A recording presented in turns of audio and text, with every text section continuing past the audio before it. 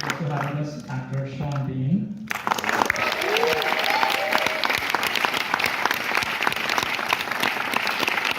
And of course, co-writer and the actor Daniel Day-Lewis.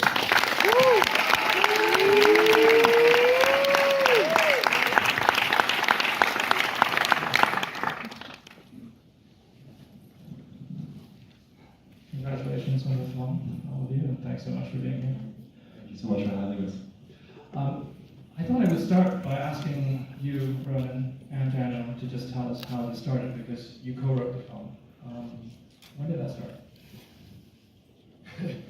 Yeah, so I had for years this kind of vague sense of wanting to write something about brotherhood and find a way into that kind of archetype. And at first I thought maybe it could be a coming of age type story or something like that. And then at one point when after my dad, had stopped acting for the time being, he said to me that he wanted to, find something that we could work on together. And it turned out that he had independently had this inclination to do something about brotherhood. So that was really the seed for us, and we kind of followed that. Daniel, do you want to? And that sums it up really. I just wanted to work with Ro over the years since Ro was a person. We made things together at different times, and I regretted the thought that he would go on to make films and we wouldn't have had that experience together. But when we set about it, I imagined that somehow we'd keep it contained in such a way that it would be a sort of very private experience. But the trouble is that every stroke of the pen, if you sort of free yourself during that part of the process, then you make it less and less possible to keep it that way. So, initially it was just two fellas in a shed. At a certain point, we got really sick of being in that shed, so we need to get out of the shed. We need Nessa, and then we became sort of focused more on Nessa and that other part of the story. What was it about the theme of the archetype of brotherhood that attracted you, that you wanted to explore? Well, I have two brothers, and I think there's this sort of beauty and tragedy to brotherhood, and just that kind of volatility where things can go from veer between love and rage in a matter of seconds, that I was really fascinated with, and I think we both were really interested in the sense of silence, and just how you can almost siblings can have this almost like telepathic communication with each other, and how many different silences can exist between brothers and between siblings. What was that writing process like for both of you? It was interesting. We started very kind of intuitively, very low stakes. Like we didn't have any sense of, we didn't start with like an outline or anything, which is very different from past scripts that I've worked on. So we were kind of almost like walking into the dark with a flashlight. And we had the sense of there being this man who's living in a state of kind of self-exile and living in this remote environment, and his brother turning up after 20 years of no contact. But beyond that, it was, we didn't really, the circumstances of their past and their lives and their kind of, their connection started to reveal themselves over time, and it was very much, there was a lot of improvisation that went into it, where my dad would actually speak as the characters, and especially Ray, I started to feel him kind of slipping into that character really early on in the process, which was remarkable and unexpected. But yeah. Was it always understood that you would play Ray? Not. I suppose in hindsight, I think it probably, if I was going to end up doing it, it would be that. But initially, I was really equally fascinated in Jem's experience for a long part of that time. Yeah. I wanted to bring Sean in because, as you noted, I mean, it is quite a contained film actually, because a lot of it, is a two-hander, and obviously the role of Jem is hugely important. And if you could say a little bit about just casting Sean and then working with him, Ronan. Yeah, absolutely. So I've been a huge admirer of Sean's work for years, going back to Game of Thrones, watching Game of Thrones when I was 13. So there was, I was, when we first started talking about Jem, I really, I couldn't think, it was actually hard for me to imagine anyone else playing it. So I couldn't, we genuinely couldn't imagine anyone else. So it was really, it was a relief when Sean connected to the character and wanted to do it. I was over the moon, and it was just a delight to work with him.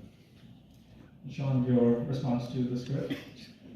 Well, I love this. As soon as I read it, and Daniel called me, and couldn't believe it was calling me. We've talked before. I did a job called Time, which you didn't got in the script. It was a television series, and Daniel was kind enough to ring myself and Stephen Gray. We both starred in Time, and offer his compliments. But I was quite gobsmacked by that. To tell you the truth, I was even more gobsmacked and surprised when he called me and told me about this wonderful script that Ronan and he had written, and I was really flattered and honoured that you should ask me for starters, and then after reading the script and seeing its content, its potential, and its the beauty, the poignancy, and these incredibly fractured and mysterious characters, I was just blown away by it, and it was something I wanted to. I was just so much looking forward to working with these guys. I was curious, Ronan, whether the sort of aesthetic choices were already clear to you when you were writing the film, because I could see a very different film about this story, and I think it's striking that your choices are in many ways more expressionist than realist. And I'm just wondering how, if that was present for you from the beginning. Yeah, it was interesting because, like you said, it's a story that could be told in a very different way. It's almost like a kitchen sink drama, and there was always those ingredients, those kind of very human, kind of archetypal ingredients to it. But I think even in the first 10 pages, I think the way that more expressionistic or kind of metaphysical element crept in was through the weather. Like there was even in the first 10 pages, there was all this rain and just the sense of the elements kind of in concert with the human mystery and human drama. So I think starting to sort of follow that thread gradually over the course of writing, we start to kind of accept more and more of these kind of images or strange occurrences kind of into the fabric of the story. Like the Nessa Visitation was one of the first ones where she's floating in front of the bed. It was sort of one of the first instances of that we incorporated. And over time, I think we just became more and more liberated in the writing process to kind of go into abstraction at times. And then when I was kind of planning when we were designing the film, and I was sort of imagining sort of the visual language, I think my work as a painter in the last few years has definitely, even if unconsciously, influenced, the palette and the sense of magic sort of underneath the surface of these events that also obviously have this really deep root in reality and historical kind of framework. Yeah. You mentioned the silence between siblings, brothers, and I think one striking aspect of the film is just a mark of the confidence of the film, I think, is also just the reliance on silence and long, wordless sequences. And I think the first half hour of the film, very few words are exchanged. There were a couple of books, it's not really, they didn't have a reference for this at all, but it had stayed with me. A wonderful writer, Kent Haroof, who wrote books Plain Song and Eventide. But very beautiful, very moving books about a community in, I think it's Colorado, it's certainly in the West. But, and you get to know a number of different people in that community.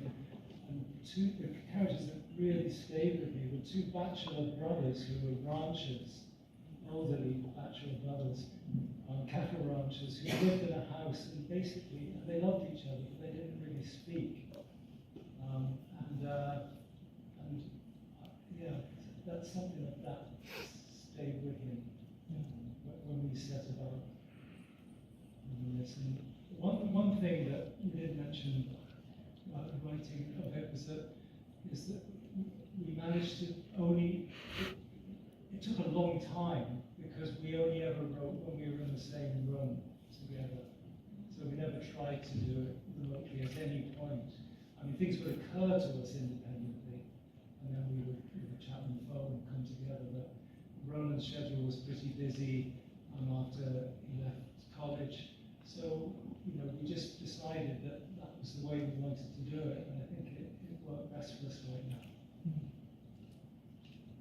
Did you want to add anything to that? Yeah, no, I think that the gradualness of the writing process definitely contributed to the sense of just following the characters. Like it felt like we were sort of forced to take enough time after each sort of burst of progress on it to kind of reflect on that and sort of iron over it, and by the time we kind of follow them to the next scenario, the next scene, or the next location, it felt like we really had time to reflect on how they would react to certain scenarios, and so by the time we got to the first draft, it felt like it came out far more kind of fully formed than I expected, I think, because of that. Yeah. Silence is important in the film, but there are also a couple of really remarkable monologues. Well, there's, I guess, the war crime one and the Guinness and Curry one, we could say. Works as a name. Yeah, sure. Which came first? And then you were in. If I remember correctly, the Guinness and Curry came first. Is that accurate? Yeah. It came out quite quickly too. But it's true that when we looked at it afterwards, we thought, well, what can we do now? What happens now? It's a bit of a conundrum. Anyway, Yeah, but then I think the fact that it appeared to us so relatively early in the writing process, it felt like Ray announcing himself to Jen, who he is now, and also announcing himself to the audience, but then also the film kind of announcing itself to us, I guess, in a way where it changed. I think it changed the tone of the film pretty considerably in what we, how we went forward. Yeah, and in matters of faith too, like that Jem and I come from a very, very strict religious upbringing, and so it was the minute that Jem walks in the door, it's very clear that his faith is still alive in him, and it's still, that is the root of his core beliefs, the root of his movement through life. And so it's really just like saying, well, that's who you are, but this is who I am now. But I've seen everything that Sean has done. We started out as youngsters, more or less at the same time. We met one time very briefly as a casting session, and I followed Sean's work throughout the years, and it's always beautiful that like more and more and more, the work Sean's was doing was just really beautiful to me. And you mentioned time, also Broken, the series Broken. I don't know if anyone saw that. Sean played a priest in a very difficult parish in Northern Ireland. Did you feel that connected in any way what we were doing, Sean? I guess it connected to the fact that I played a priest, and then you did that to a priest. So there is that connection, but I guess that I was I played a Catholic priest, and in And that was a struggle in itself. I guess, I think it was because of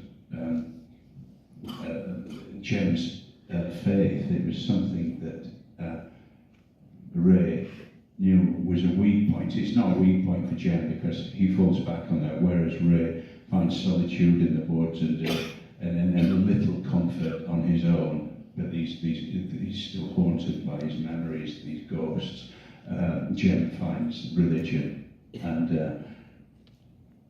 Ray knows that when he's doing this wonderful scene that he did, and it's to, as you said, this is who I am, and you can come here with your religion, your beliefs, but this is who I am now.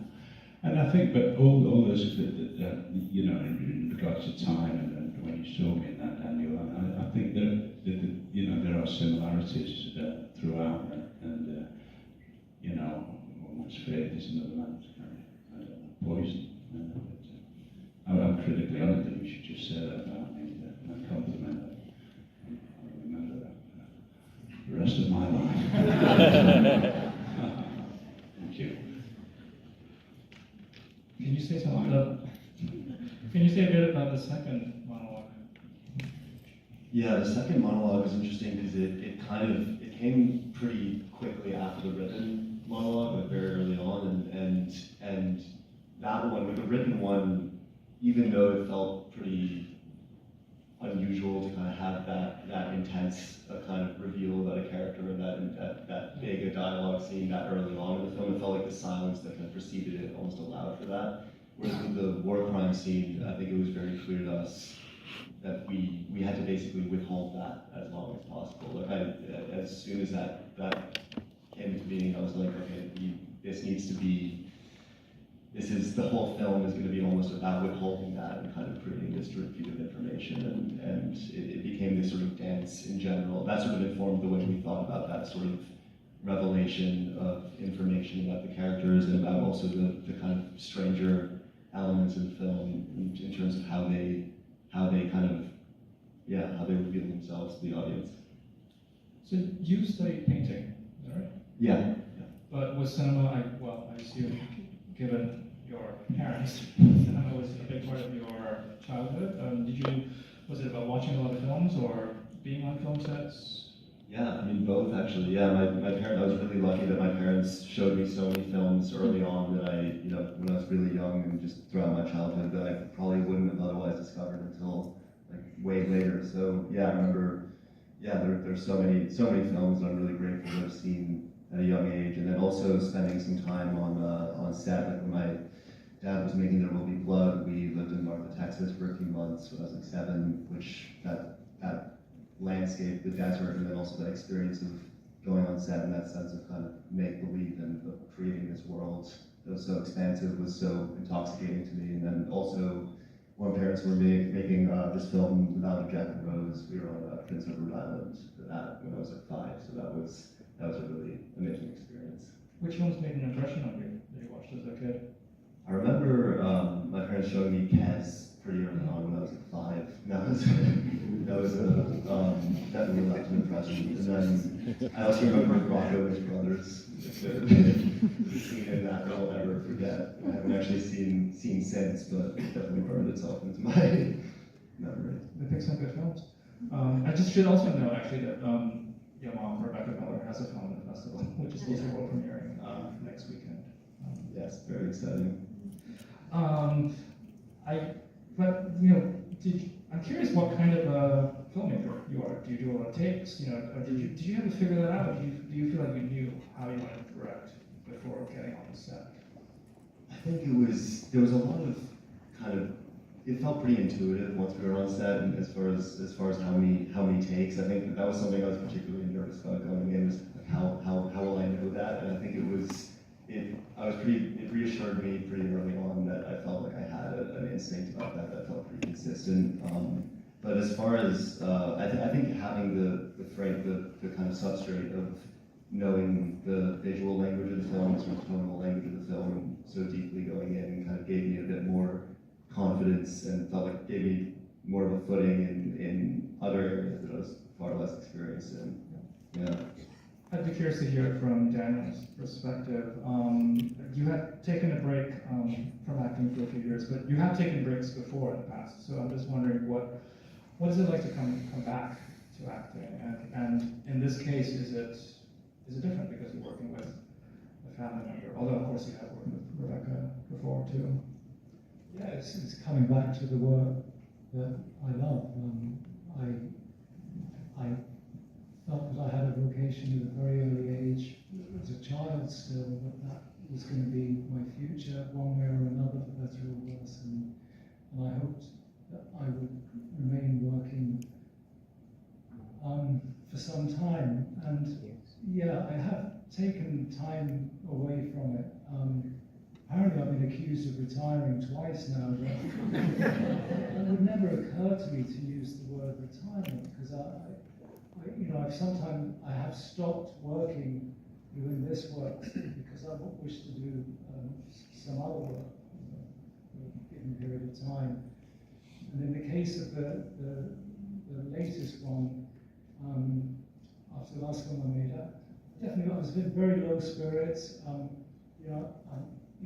Made a fucking fool of myself by, announcing that I was going to stop working, and, probably a bigger fool of myself coming back, but to deny myself the possibility of working with Ronan just to stand on my pride, I think that would have been, probably,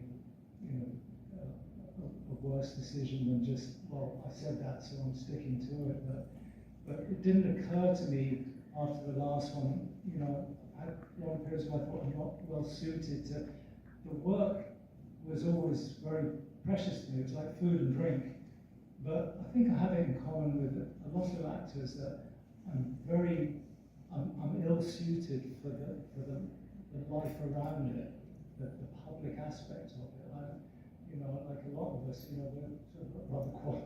It's a paradox, we seem to be begging for attention just by virtue of the fact we're doing that work, but it never really occurs to you that you can't switch that attention off. Well, if you get it, you're lucky enough to get it. And there's nothing to moan about, because it means you've been lucky if you do get if the work is paid attention to. But yeah, I was always ill at ease with the public aspect of the life, which very much involves the promotional part of it, and I never quite. I thought I'd get used to it, and I never really did, and so it sort of left me wondering if I wasn't just better off, keeping out of it. Sorry to make you do this. But it's fine, Des. I'm grateful for a chance to talk about it a little bit, because I realised it raised questions, and of course it's daft to make statements about stuff. You're meant to just crawl away and die quietly. I know that's it just seems so self-important to me. But in that case, I was at very low ebb, and I thought, I'm doing this because I don't really expect to find my way back to the appetite for this work again, and I did, and I'm really grateful for it, and I hope I do again. I think we're all grateful for it too. Yes. We are going to take a few questions from the audience, but there are actually people with microphones. So yeah, if you want to just start. Please wait for a microphone to get to you. I can speak very loudly. I do think we should wait for the microphone. I want to thank you very much for really a marvelous experience here. I hear you speaking a great deal about process and making the film, and I understand that that's of major interest to all of us, but for me as a viewer, this film felt biblical. And I'd like to know how you feel about my feeling as a viewer that this is biblical. I feel pretty good about that. Absolutely delighted. but more. I mean, was this something intentional, and do you feel that we, maybe in 200 years, people will be looking back at this film as we look back on our Bible and Old Testament? Could that be something you have projected? It'd be a rash assumption to think that it's 200 years. I mean, fantastic if it was looking at it. But I think it did happen very naturally that it grew up between us.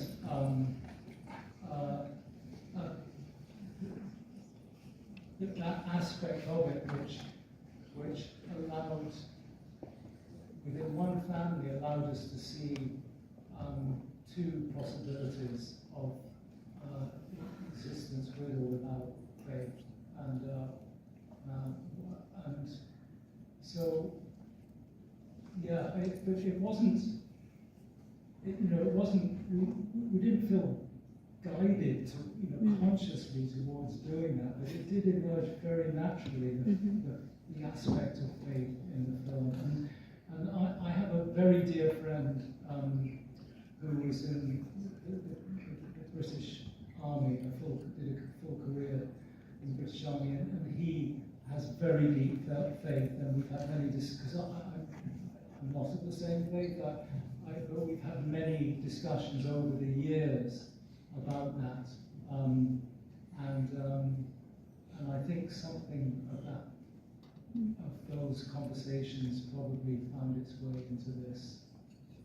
Yeah, I think also there's, as far as there's a book I looked at a lot in prep called The Book of Miracles. That was this book it's an illuminated manuscript from the 16th century with all these folkloric and also Old Testament illustrations of these events that felt like there were, blood rain and massive hailstorms and these kind of cosmic occurrences, and that was also really essential in kind of finding the tonal and sort of visual world of the film and how to kind of merge that with the realism of the characters' stories. And I think that I always knew that I wanted the film to have a spiritual quality to it without being Christian, without the film being Christian. But I think that the biblical imagery, has always been really fascinating to me.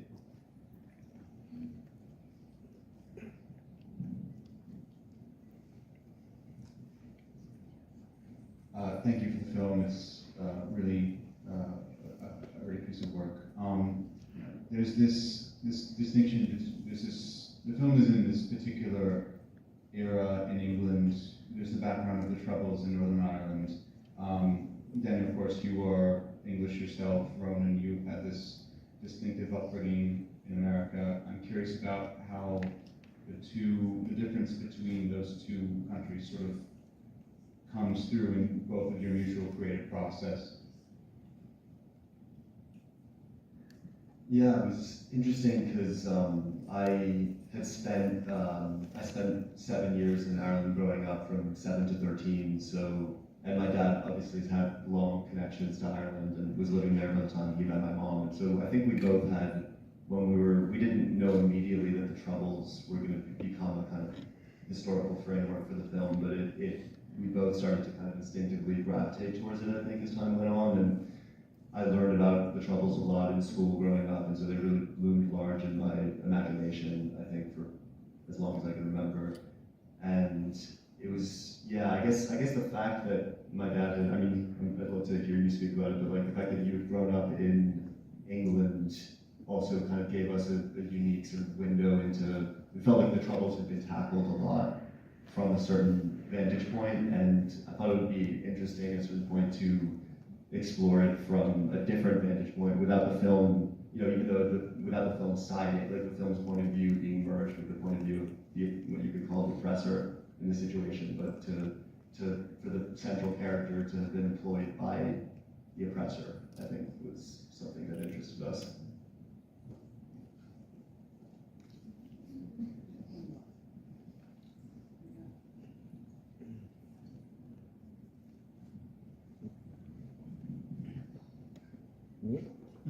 Thank you. Congratulations. congratulations for the great film. Thanks, Daniel, for coming back. We are very happy to have you back, and please don't take long breaks anymore. I'd like to know from you, Rowan, how was it to work with your father? I know you guys wrote the screenplay together, but since your father is considered the king of acting, was it intimidating to tell him what to do exactly the way you imagined the scenes? And did he listen to you? How was this? Thank you. Yeah, no, it was, I think I had like two great advantages. One, as you said, we wrote the script together, so we had spoken so exhaustively about the character and the kind of emotional trajectory of the story and just the Ray's world, that by the time we got on set, we kind of had this shorthand when it came to these scenes where we didn't say nothing, but there was a lot more silence and kind of trust that was possible.